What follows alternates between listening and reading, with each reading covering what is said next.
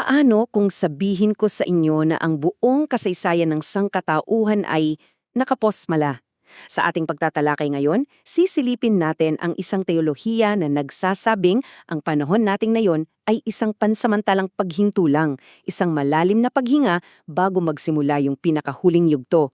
Handa na ba kayo? Tara! Ito mismo yung tanong na nasa puso ng ating usapan.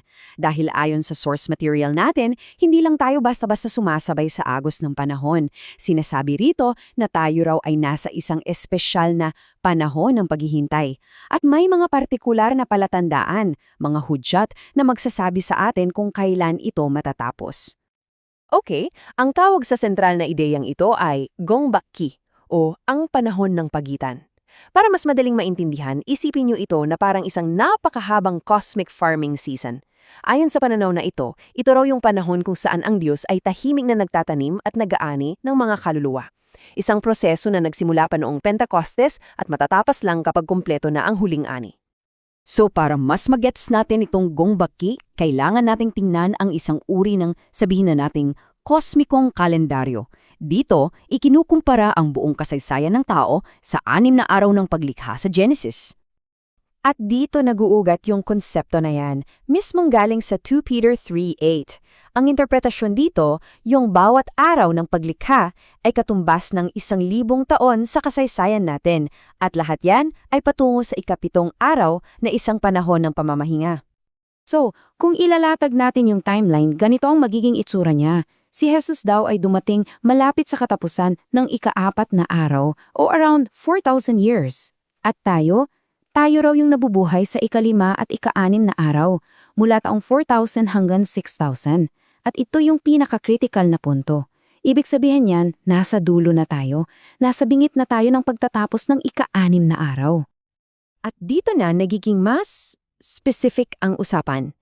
Ayon sa source, itong taon mismo, 2024, ang punto kung saan yung 6,000 taon ay halos puno na. Para siyang isang baso na malapit ng umapaw. Isang senyales na isang malaking pagbabago ang paparating na. Okay, so kung totoo ngang malapit nang matapos itong panahon ng pagitan, ano yung mga dapat nating bantayan? Ano yung mga hudyat? Sinasabi ng ating source na may 3 malinaw na palatandaan na magsasabi sa atin na ang paghinto o ang pause ay malapit nang matapos. Ito yung 3. Una, yung pagiging kumpleto ng ani ng tinatawag na mga unang bunga. Pangalawa, yung pagbabago ng simbahan patungo sa huling state nito. At pangatlo, ang mabilis na pagbubukas ng 7 selyo sa aklat ng pahayag. Isa-isahin natin yan. Unang palatandaan, umiikot sa numerong ito, 144,000. Pero teka lang, mahalagang linawin.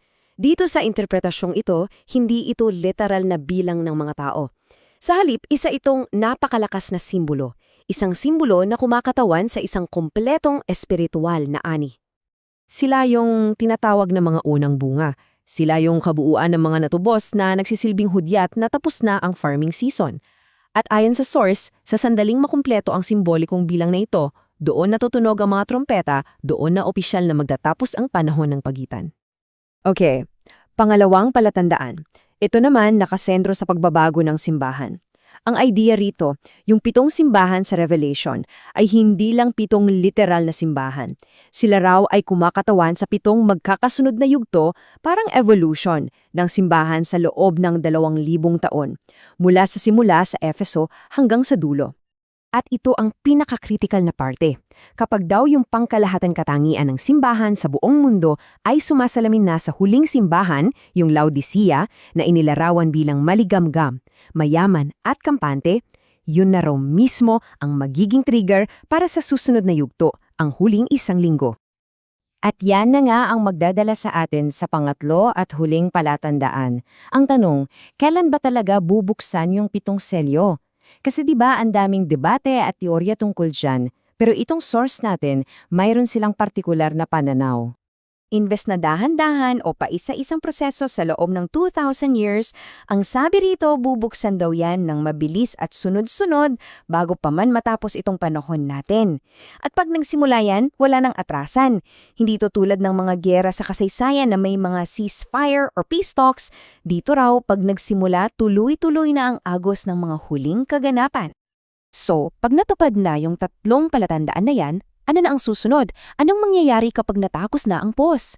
Dito na natin makikita ang pagtatapos ng panahon ng pagitan at ang pagsisimula ng isang bagay na totally different. Ang susunod na yugto ay tinatawag na Majimak il Ire o ang huling isang linggo. At hindi na ito panahon ng tahimik na paglago o pagsasaka. Ito ay isang maikli, siksik at matinding 7 taong yugto ng pagsubok at katuparan ng mga propesiya. Tingnan natin yung pagkakaiba para malinaw. Yung Gongbekgi, yung panahon natin, ay mahaba at mabagal, 2,000 taon ng paghahanda. Samantala, yung Majimak Ire, 7 taon lang yan pero siksik sa kaguluhan at paghuhukom. Yung paglipat mula sa isa papunta sa isa, para kang lumipat mula slow motion papuntang fast forward. Ganon kalaki ang pagbabago. Pero teka, bago pa man magsimula itong huling isang linggo, may 2 bagay pa raw na kailangang mangyari, ayon sa 2 Thessalonians. Una, isang malawakang pagtalikod sa pananampalataya o baedo sa loob mismo ng simbahan. At pangalawa, ang paglitaw sa world stage ng isang tao na tinatawag na anak ng kapahamakan o Myulmang Uy Adil. At heto na ang buong sequence of events. Kapag natapas na ang panahon ng pagitan, magsisimula yung 7 taong pagsubok. Dito nalilitaw yung anak ng kapahamakan. Magtatapas ito sa ikalawang pagdating ni Jesus, ang pagkatalo ng kasamaan at ang simula ng tinatawag na ika-7 araw, yung 1,000 taong paghahari ng kapayapaan. So ayan, isang napakadetalyadong mapa na naglalayong magbigay linaw sa magulong agos ng kasaysayan. Pero ano man ang taniwalaan natin, ito yung nagiiwan sa atin ng isang tanong, di ba? Bakit kaya tayong mga tao likas sa atin na maghanap ng mga ganitong pattern, ng mga mapa, ng mga countdown, para lang maunawaan natin ang lugar natin sa isang napakalawak na kwento? Isang bagay na pwedeng pag-isipan.